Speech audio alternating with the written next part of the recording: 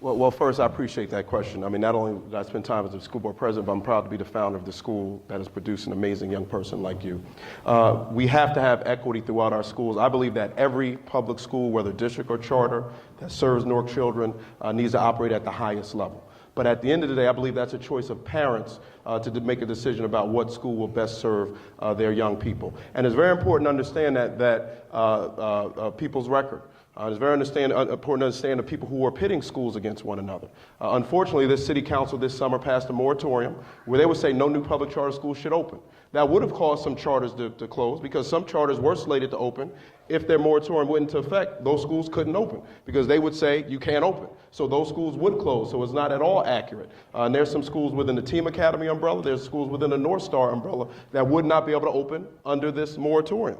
Councilman Barack on his own website says charter schools are not strategies that will yield sustainable positive outcomes for our children. So he's saying clearly he doesn't think that's something that's good. I think the parents ought to be able to make that choice. So we have to be very clear about people's record. This is a choice that ought to be available to Newark parents. They should make the decisions. And it's also very important to understand that everybody else already has choice except poor people.